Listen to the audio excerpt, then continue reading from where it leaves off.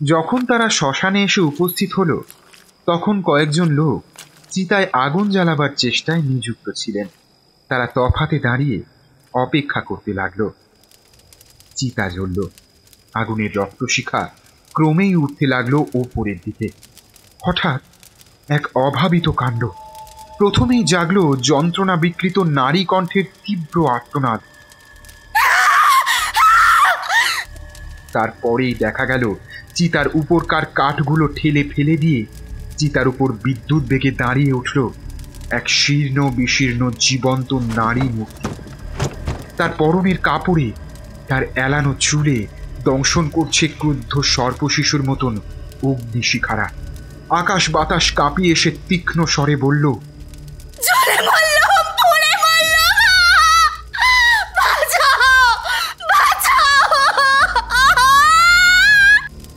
মূর্তি চিতার উপর থেকে লাফিয়ে পড়ল।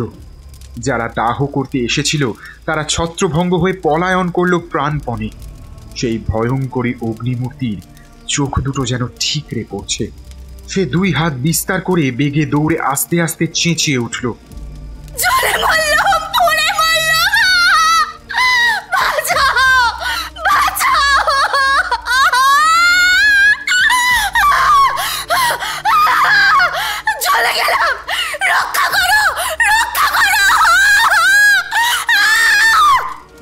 দীপক, সুরেশ, সুরমা ও সনাতন দ্রুতপদে না পালিয়ে পারল না।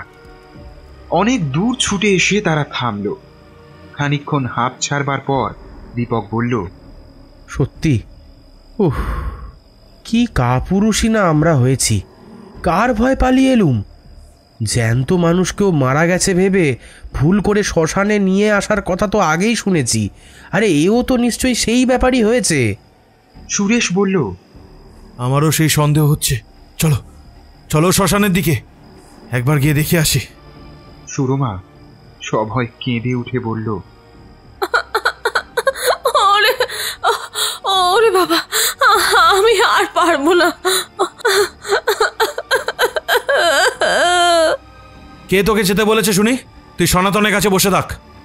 কিন্তু তাদের বিফল হয়ে ফিরে আসতে হলো। সেই অদ্ভুত মূর্তি একেবারেই অদৃশ্য। সনাতন মাথা নেড়ে মত জাহির করল, যে মূর্তি দুনিয়ার নয় তাকে কি আর দুনিয়ায় পাওয়া যায়?